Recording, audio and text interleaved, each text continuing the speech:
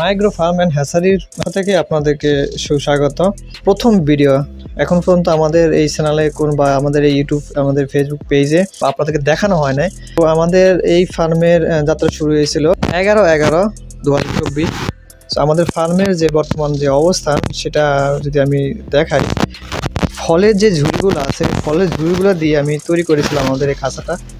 আমাদের এই খাঁচাটায় এখন পর্যন্ত বাচ্চা আছে প্রায় 60টির মতো। ভাই ছোটো উদ্যোক্তা, ছোটো খামারি বলে ভুল হবে, আসলে শখের উদ্দেশ্যে মূলত এই পাখিগুলো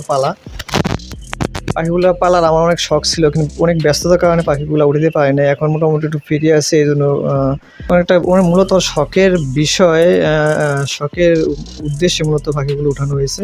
তো বলেন যে ফলের ঝুড়ি দিয়ে যদি খাঁচা বানানো হয় তাহলে কেমন হয়? আমি ফলের ঝুড়ি যদি খাঁচা বানান তাহলে মোটামুটি খারাপ হবে না, ভালোই হবে। প্রথম যে বাচ্চাগুলো উঠেছিলাম ওগুলা ছোটো বাচ্চা না, ডিম পাড়া অবস্থায় ছিল, রানিং অবস্থা ছিল। তো আলহামদুলিল্লাহ এখন পর্যন্ত মোটামুটি আমি ভালো পরিমাণে ডিম পাচ্ছি, মানে 80% বা 80% প্লাস ডিম আমার থাকে পার ডেলি। প্রথম যখন স্থানান্তর হয়েছে বাচ্চাগুলো এক জায়গা থেকে অন্য জায়গায় স্থানান্তর হলে তো স্বাভাবিক সব প্রাণী, মানুষ বলেন যত প্রাণী আছে সব প্রাণীদের কিছু ধকল লাগে। তো আমার এই পাখিগুলোর যখন আনা হয়েছিল প্রথম 7 দিন আমার ডিমের পরিমাণ কম ছিল, তখন 10টা 5টা 7টা 10টা এরকম ডিম দিত। আলহামদুলিল্লাহ এখন মোটামুটি 80% আমি ডিম পাইতেছি। কারণ শীতকাল পাখির জন্য খুবই একটা রিস্ক সময়।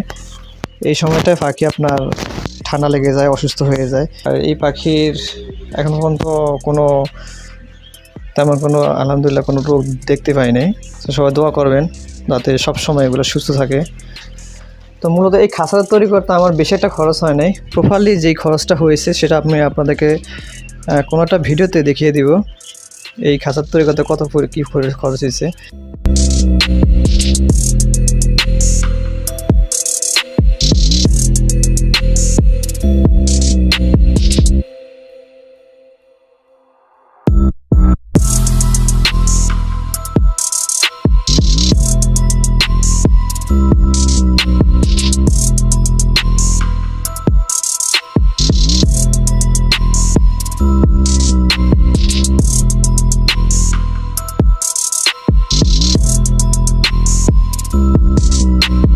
ডিমের সাইজ আলহামদুলিল্লাহ অনেক ভালো।